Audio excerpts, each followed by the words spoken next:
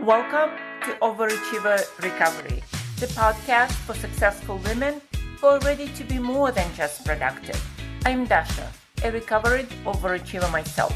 My goal is for you to reclaim the life you're meant to live, rooted in desire and self-interest. Let's dive in. Welcome back to Overachiever Recovery.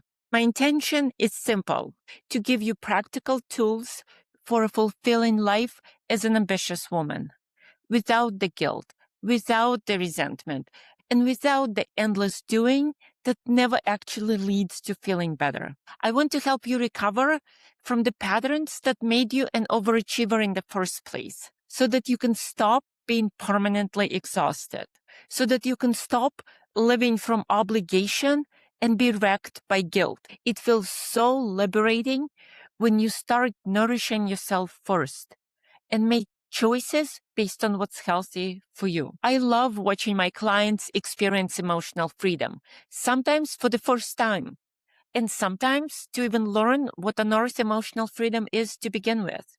Sadly, we women often need permission to fill our cup, and filling our cup is crucial because it gives us the ability to keep doing, keep giving, keep functioning, and taking care of everything else, just from a more mindful place. The trick is to stay in your lane and to know where that boundary is between where you end and someone else's stuff begins. And also to be able to take care of yourself without guilt or without spiraling into self-criticism.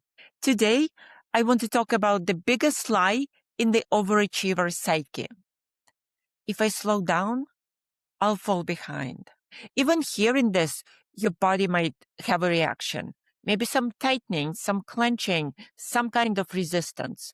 Just a subtle sense that that's not okay.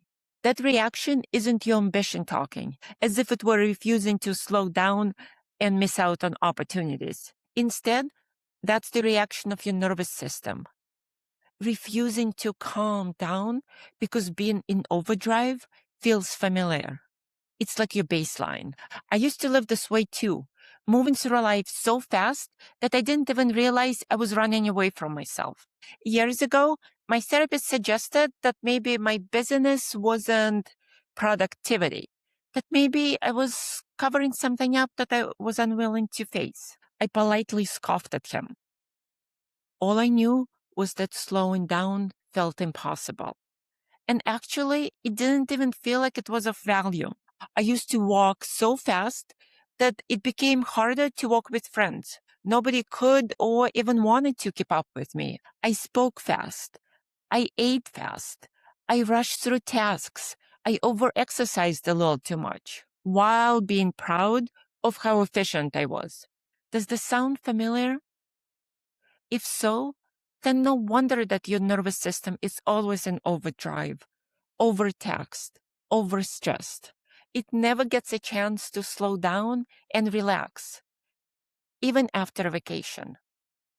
I don't know if you can rest, but my trips used to be so filled with hiking and activities that I was exhausted by the end of each day.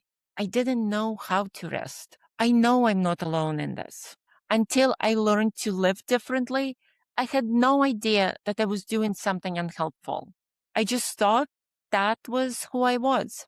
So why do so many successful women fear slowing down? It's hard because of how you were raised. Most busy, high-achieving women didn't just wake up one day and decided to overdo or overgive. We learned that being good was the way to keep the peace. The implicit messaging was being responsible means good, and that's valuable to everyone around you. Also, stillness and quiet in the home may not have felt safe. Maybe you grew up with parents who withdrew when they were disappointed. They didn't yell, but in their silence, you knew exactly how disappointed they were. And if they were disappointed with your sibling and not you, you still got the message. Silence was dangerous. Or maybe you grew up in a family where affection was inconsistent. or maybe emotional safety dependent on your performance. Your subconscious brain, your nervous system recorded it all, and you learn to run away from that stillness, to shut it out with busyness. So with all these experiences, your nervous system learned the way to stay safe is to anticipate other people's needs and problems, to comfort others, to not be idle, to be responsible, to always be there for everyone else. It also learned that you never get to let anything slip. So now, as an adult, it shows up as overthinking, overplanning, being hypervigilant, overly responsible for everything, and staying ahead at all costs. It also learned to use success, whether it's yours or your kids, as reassurance that you can feel okay about yourself. Of course, being present and in the moment, not anticipating tomorrow, that feels scary. Of course, calm feels like danger, like something will fall apart. Your body isn't broken. It's just doing exactly what it learned to survive. So it makes sense that slowing down, being present, feels really uncomfortable. When you slow down, you're left with yourself, your needs, your feelings, your truth, that maybe you're feeling resentful, lonely, angry, and really fed up.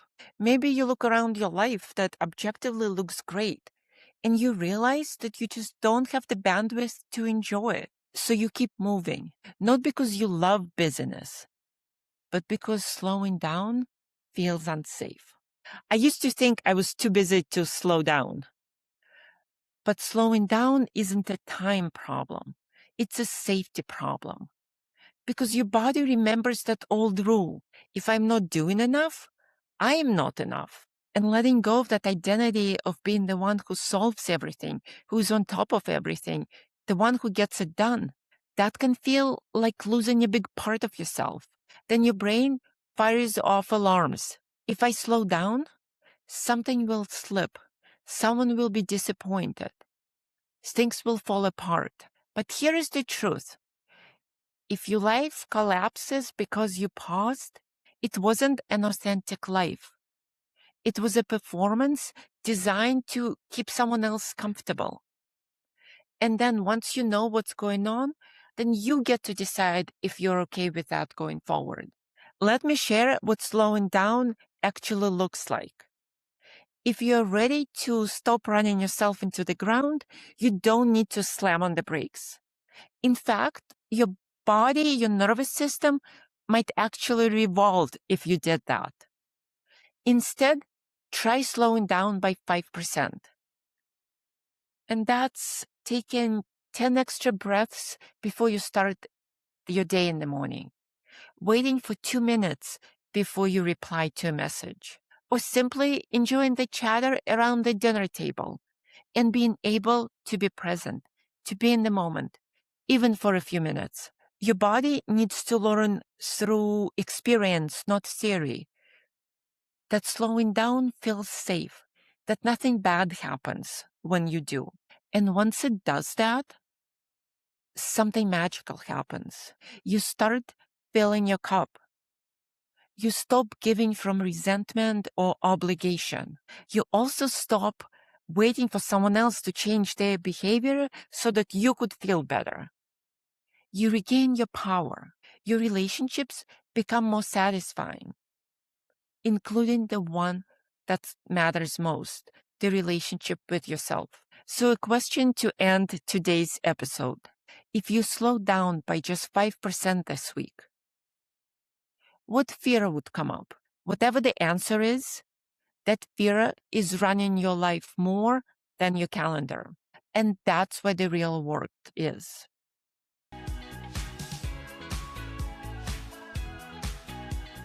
If this episode spoke to you, it isn't a coincidence you're here. If you're ready to start living life on your terms, I would love to help you get there. Find me at coachingbydasha.com or connect with me on LinkedIn. Until next time, choose yourself.